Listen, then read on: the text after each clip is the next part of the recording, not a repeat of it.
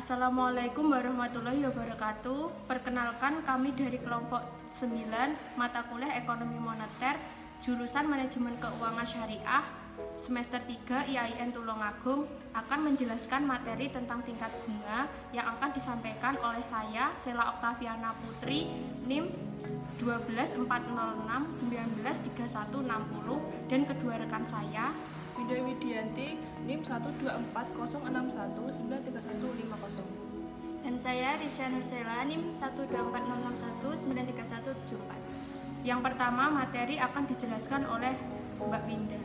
Pengertian tingkat bunga menurut klasik dan Keynes. Teori suku bunga klasik. Menurut teori klasik, tabungan merupakan fungsi dari tingkat bunga.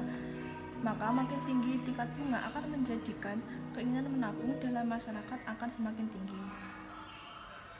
Teori suku bunga Keynes. Pandangan mengenai tingkat bunga bertentangan dengan pandangan klasik, di mana tingkat bunga tidak menentukan besar kecilnya investasi maupun tabungan masyarakat, tetapi secara langsung dipengaruhi oleh tingkat pendapatan masyarakat itu sendiri. Materi yang kedua yaitu pengertian suku bunga nominal dan suku bunga real. Yang pertama, suku bunga nominal adalah kewajiban membayar atau hak untuk mendapatkan bunga pada tingkat tertentu tanpa memperhatikan inflasi. Yang kedua adalah suku bunga real. Suku bunga real adalah suku bunga yang sudah disesuaikan dengan mengurangi perubahan yang dialami pada tingkat inflasi. Materi berikutnya yaitu menghitung suku bunga nominal dan suku bunga real. Yang pertama, suku bunga nominal.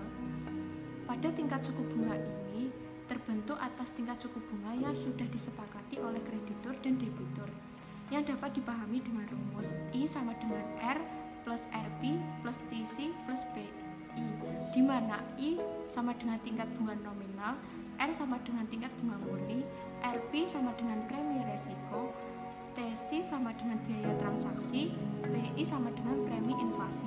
Jadi pada tingkat suku bunga nominal yang sering dilihat akan berubah apabila unsur-unsurnya juga berubah. Yang kedua, suku bunga real. Suku bunga real dapat dihitung dengan mengurangi suku bunga nominal dengan laju inflasi. Dengan rumus suku bunga real sama dengan suku bunga nominal min laju inflasi. Materi berikutnya yaitu pengertian suku bunga dan faktor-faktor yang mempengaruhi suku bunga. Suku bunga. Bunga merupakan suatu ukuran harga yang digunakan oleh debitur yang harus dibayarkan kepada kreditur. Sedangkan suku bunga merupakan salah satu variabel perekonomian yang diamati secara cermat karena dampaknya yang luas, yaitu mempengaruhi secara langsung kehidupan masyarakat.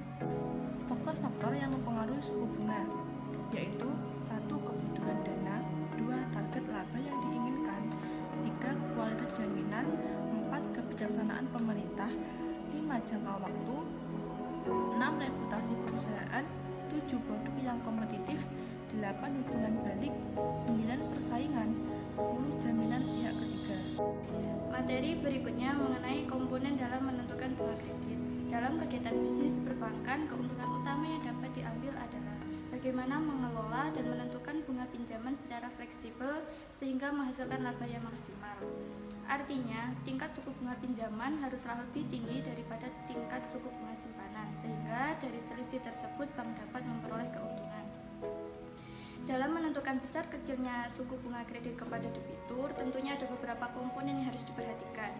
Yang pertama adalah total biaya dana. Total biaya dana merupakan total bunga yang harus dikeluarkan bank untuk memperoleh dana simpanan, baik berupa simpanan giro, tabungan, maupun deposito. Kemudian yang kedua adalah biaya operasi. Biaya operasi merupakan biaya yang harus ditanggung oleh bank untuk penggunaan sarana dan prasarana dalam kegiatan bank. Kemudian yang ketiga adalah cadangan risiko kredit. Cadangan risiko kredit merupakan cadangan terhadap macetnya kredit yang akan diberikan. Kemudian yang keempat adalah laba yang diinginkan, dan yang kelima adalah pajak. Materi yang terakhir yaitu jenis-jenis pembebanan suku bunga kredit. Jenis-jenis pembebanan suku bunga kredit sendiri ada 3.